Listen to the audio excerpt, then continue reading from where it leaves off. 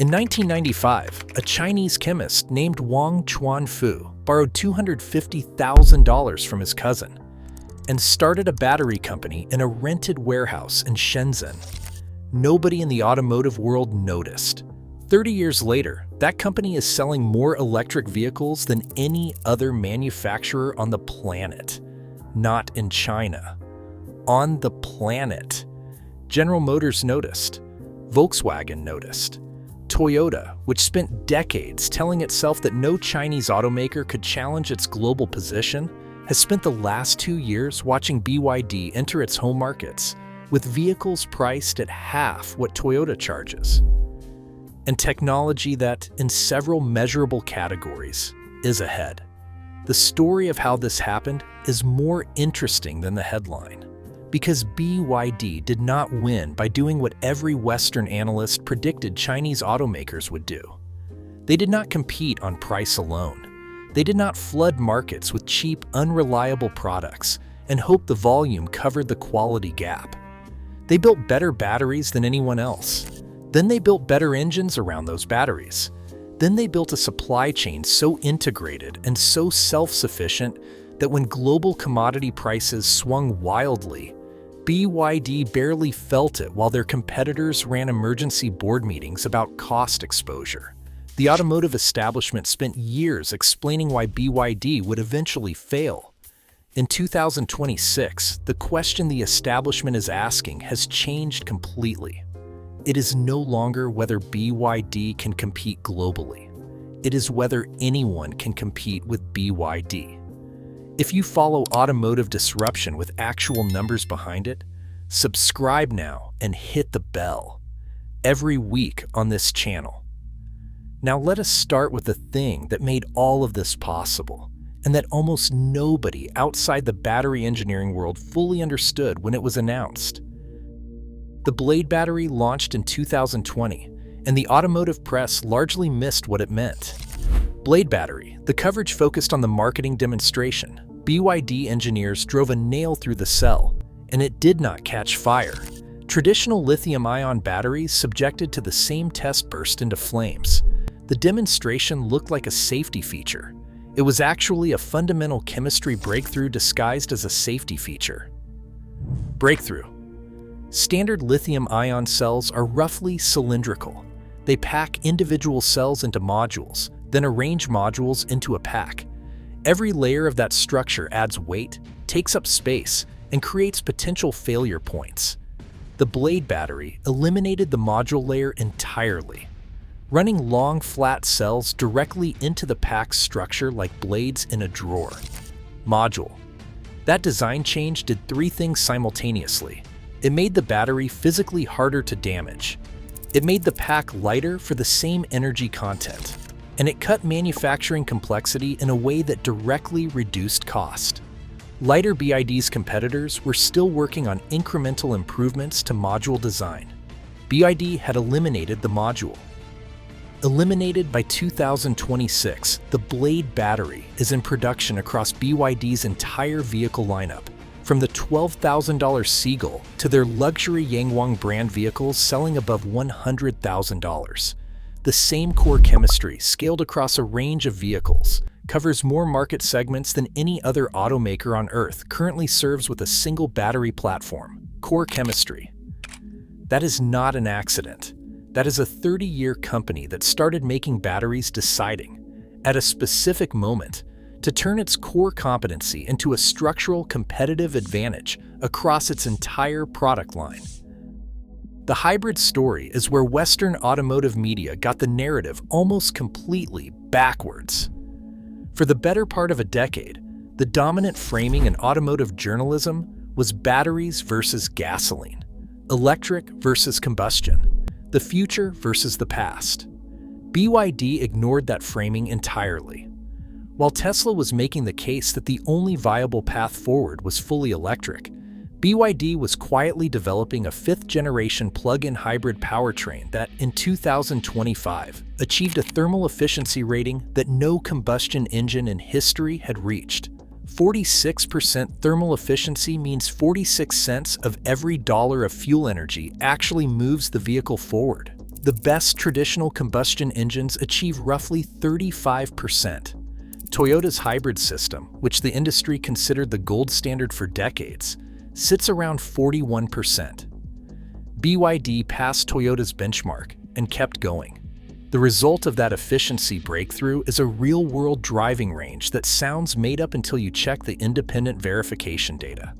Vehicles equipped with the 5th-generation DM system are delivering over 2,000 kilometers on a combined charge and tank. That is London to Istanbul without stopping for fuel or a charge. For a consumer in Germany, Australia, or Brazil who has been hesitant about electric vehicles because of charging infrastructure gaps, the BYD hybrid answer is straightforward. Charge at home overnight when convenient. Run on the engine when you are far from a charger. Never experience range anxiety because the vehicle solves the problem with chemistry, not with infrastructure spending. Toyota built its reputation on the insight that hybrid technology could bridge the gap between combustion and electric. BYD took that insight and extended it past the point where Toyota itself could follow. The price structure is the part of this story that makes executives at established automakers genuinely uncomfortable, in ways that their public statements do not fully reflect. The BYD Seagull is a fully electric vehicle. It has a rotating touchscreen, advanced driver assistance systems, and a range suitable for urban daily driving. The base price in several markets sits below $12,000. A comparable vehicle from Volkswagen, stripped of features and positioned as an entry-level offering, costs more than twice that.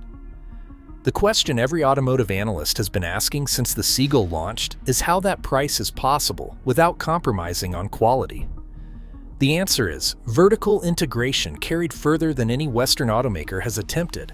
BYD manufactures its own battery cells, its own electric motors, its own power semiconductors, its own vehicle chips. The company even produces its own seat foam. When the global semiconductor shortage paralyzed automotive production lines from Detroit to Stuttgart in 2021, BYD kept building. Every component a Western automaker purchases from an external supplier is a component where BYD captures the margin internally. Multiply that across thousands of parts per vehicle and hundreds of thousands of vehicles per month, and the cost structure diverges from competitors in a way that cannot be closed by negotiating better supplier contracts. You would have to rebuild the company from the inside out. Volkswagen has been studying this problem for 3 years. Their internal projections, portions of which have surfaced in German automotive media, suggest that matching the cost structure of BYD in the affordable electric vehicle segment would require writing off existing manufacturing investments and starting specific production lines from scratch. The political and labor union implications of those decisions in Germany have slowed every conversation about how to respond. The European chapter of this story is where the established order is feeling the pressure most directly, and where BYD's strategic patience is most visible. When the European Union imposed tariffs on Chinese electric vehicles in 2024, the policy was designed to protect European manufacturers from what Brussels described as unfair state subsidy advantages. The tariff rates were significant, adding substantially to BYD's cost to sell in the European market. BYD responded by announcing a manufacturing facility in Hungary. Vehicles assembled in Hungary are European vehicles for tariff purposes. The tariff wall was built to stop Chinese imports. It was not designed to stop a Chinese company from building factories inside the European Union and producing vehicles there. By 2026, that Hungary facility is operational. BYD is also in advanced discussions about manufacturing sites in additional European countries, each chosen based on a combination of labor costs, logistics, infrastructure, and government incentive packages that European governments, desperate for manufacturing investment, have been competing to offer. The tariff that was supposed to slow BYD's European expansion accelerated its decision to plant permanent manufacturing roots on the continent. That is not the outcome the policy architects intended. It is a preview of the challenge facing any government that tries to use trade barriers to stop a company that has both the capital and the strategic patience to simply build inside the barrier. Now the honest part. BYD's expansion is not without real challenges, and the narrative of inevitable global domination understates the friction the company is encountering. Brand perception in Western markets remains a significant obstacle. In Europe and North America, most consumers cannot name a single BYD model.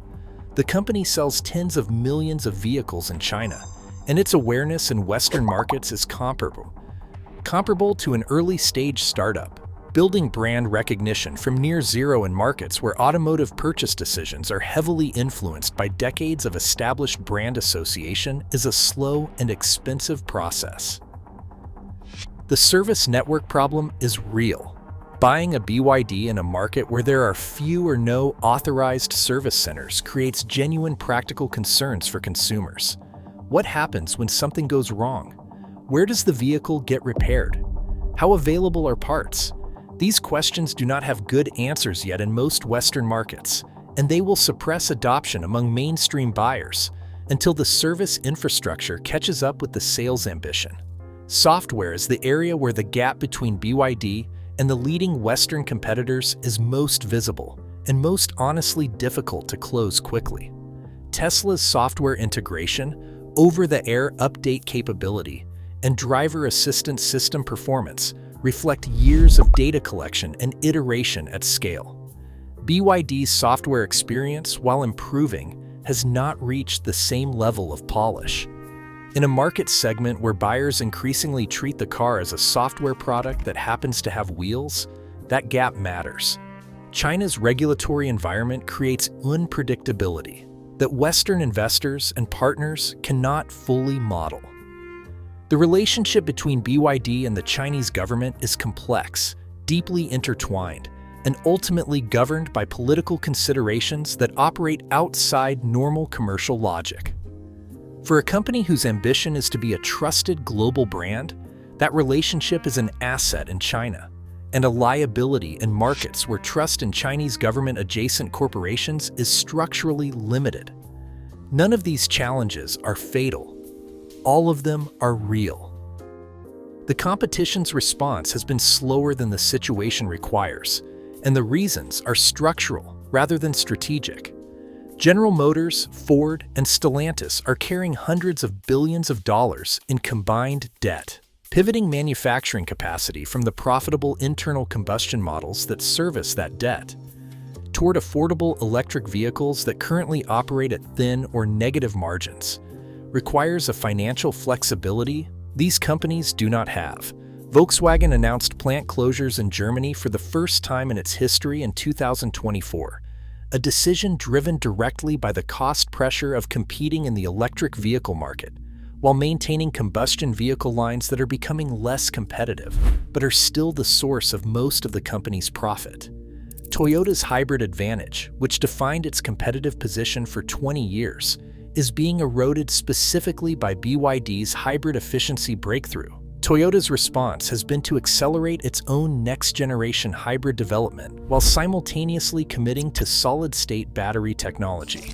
Both timelines are longer than BYD's current market penetration pace. The companies best positioned to respond to BYD are the ones least burdened by existing manufacturing commitments and legacy debt. That describes very few players in the global automotive industry. The question that the automotive establishment has not fully answered publicly is what BYD actually wants.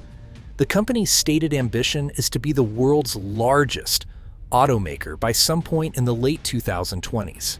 That goal is measurable, it is progressing on schedule, and it explains the geographic expansion strategy.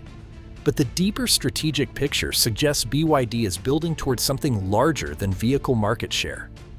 The company's battery division supplies cells to other manufacturers, including several European brands, creating a revenue stream and a dependency relationship that gives BYD leverage beyond its own sales volume. The energy storage business, powering utility-scale grid storage installations across multiple continents, gives BYD exposure to the energy transition in a way that automotive revenue alone would not. Wang Chuanfu built the company on the insight that batteries were going to matter more than anyone in 1995 understood. In 2026, batteries matter more than almost any other industrial component on the planet. They sit at the center of electric vehicles, grid storage, consumer electronics, and the entire renewable energy transition. BYD is not just an automaker that happens to make its own batteries. It is a battery company that happens to make vehicles, energy storage systems, and an expanding portfolio of products that all run on the core technology it has been perfecting for 30 years. That framing changes what the company is competing for. The automotive market share battle with Tesla is real, and it is the visible part of the story. The less visible part is that BYD is positioning itself as the dominant industrial supplier for the energy transition itself. A market measured not in hundreds of billions, but in trillions. Whether that ambition is fully achievable depends on variables that no analysis can predict cleanly. Geopolitical tensions between China and Western markets could constrain BYD's expansion in ways that no amount of manufacturing localization fully resolves. The solid-state battery race, which Toyota, Samsung, and several well-funded startups are pursuing aggressively, could produce a chemistry breakthrough that erodes the Blade battery's competitive position. And the sheer execution challenge of managing a global manufacturing and distribution operation of the scale BYD is attempting, while simultaneously developing new technology platforms, is a complexity that has broken companies with far more international experience. The automotive world in 2026 looks different from what the industry's own projections suggested 5 years ago. BYD's rise was not predicted by the consensus models. Neither was the speed at which hybrid technology would close the gap with fully electric vehicles. Neither was the failure of Western automakers to close the cost gap with Chinese competitors despite years of announced ambitions to do exactly that. The pattern in all of those missed predictions is the same. The established players underestimated how fast a company that controls its entire supply chain can move when it decides to move. Wang Chuanfu borrowed $250,000 and built a battery company. 30 years later, the company that borrowed that money is building vehicles that are forcing Volkswagen to close plants, pushing Toyota to accelerate technology timelines it thought it had a decade to pursue, and expanding into markets that General Motors has spent a century establishing as its home territory. The seagull sitting in a showroom in Oslo or Sao Paulo or Melbourne is not just a cheap electric car. It is the answer to a question the global automotive industry spent a decade insisting would never get asked. Subscribe now for the follow-up. Because the next chapter of this story, where BYD's European manufacturing comes fully online and the response from the established players becomes unavoidable, starts later this year.